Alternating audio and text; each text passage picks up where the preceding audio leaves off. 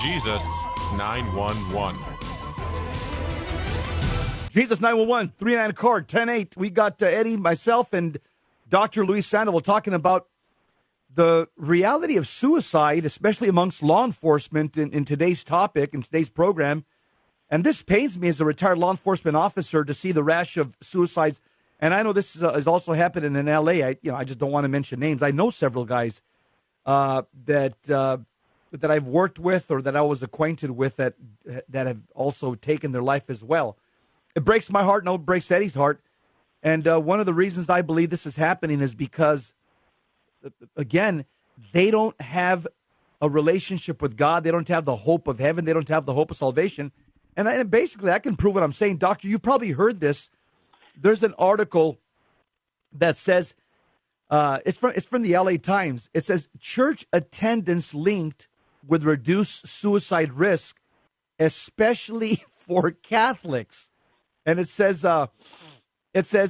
against the grim backdrop of rising suicide rates amongst American women, new research has revealed a blinding shaft of life. One group of women, practicing Catholics, appears to have bucked the national trend towards despair and self-harm. And I'm also looking at another book here in my shelf, Psychiatric and Psychosocial Nursing, 1984, page 265. It got statistics on suicide. It says suicide rates are lowest amongst practicing Jews and practicing Catholics.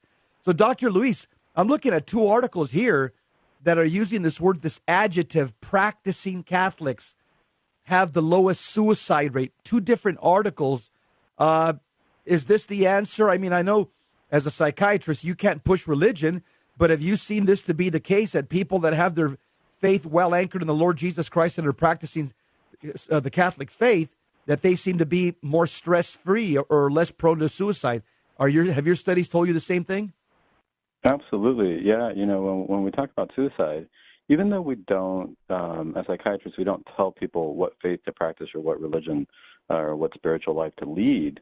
One of the things that we do find is we talk about what we call protective factors. So if somebody is starting to feel depressed, if somebody is starting to feel isolated or like they want to end their life, well, what do we know is protective? What do we know is going to help them? And definitely having a spiritual life or following a religion is one of them. This article that you're talking about came out in the Journal of the American Medical Association, well-known, well-respected journal, came out in 2016. And it did study, the study was on U.S. women who are nurses. It was a very powerful study because it actually it was what's called a longitudinal study, which means that they followed women over time, and they actually did it from the year 1996 to 2010, which means that they kept checking up on them and seeing how they were doing, if any of them committed suicide. And they followed about 90,000 women, just shy of 90,000 women. So we say that has a lot of power. The more number you have, the better idea you get as to what you're studying and how accurate your results are. With 90,000 women, that's pretty accurate. Granted, you could say it's limited just because they were nurses and it was all women. But I think that we can apply this overall in terms of what they were looking at was these women were following and practicing the faith. So you hit the nail on the head there, Jesse. Practicing doesn't mean that they were perfect. It just meant that they were trying to achieve or incorporate into their lives the faith-based teachings of their particular religion. What came out of this study was that, yes, if they looked mostly at Catholics and Protestants, was the big results. And they noticed that there was a much lower suicide rate, almost zero suicide rate, depending on what they were looking at in terms of the data. But they also noticed that, and this is just based on the results, that Catholic women were 7 times less likely to commit suicide than even Protestant women if they were attending Mass once a week or more. So attendance to the church, it can't be too much of a coincidence that what is it that we're getting when we attend the church? Because out of all the lists of different features and characteristics that I gave you in terms of what are risk factors for suicide, how do we address those issues? You made a very important point, Jesse. Some of these guys, what do? They don't have a faith base. They don't go to holy hour. Well, you might turn to drugs. You might turn to illicit sex. You might turn to different things because as human beings, we all need nurturing. We all need comfort. But the real question is, where are we getting that comfort? And it appears that if you can follow a faith base, it makes sense that you're going to be fed with positive ideals of virtues, following a higher road type of life, following a higher standard. And when you can incorporate that into your life, the issues that might make you feel less than a person, or all the deals that we have to, all the things that we have to deal with in society, are much more manageable. You know, you mentioned something important, and this is very similar. You had mentioned military and police officers before, and the reality is our police officers today are facing situations where the level of crimes that you see has risen to a point where it's not just about somebody jaywalking across the street that you have to, call their attention.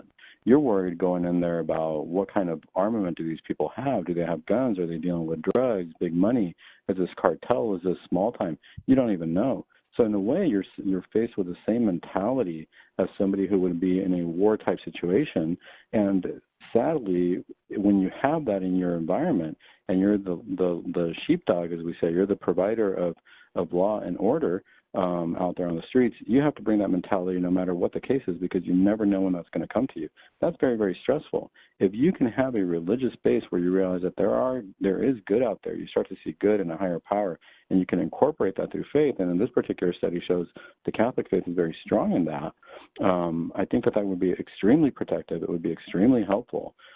Because what we haven't talked about is when we are experiencing these other symptoms or these other characteristics of mood swings and anger and anxiety, and I have read the whole list, what a better time for somebody who's trying to harm you, a bully, a spiritual bully like a demon, to get in there and latch onto that opportunity. That just looks like an opportunity right there to say, hey, I'm going to get my claws in you.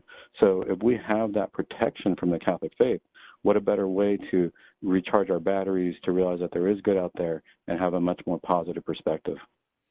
You know, Doctor, one of the things that I thought about when you mentioned the nurses is that I know there's reduced work hours for that line of work. So I know, for example, I've had buddies and partners who have had wives that were emergency room nurses, and they worked maybe 2 days out of the week, whereas law enforcement officers 12 hours a day. I remember I was working 12 hours a day at the height of it, and that's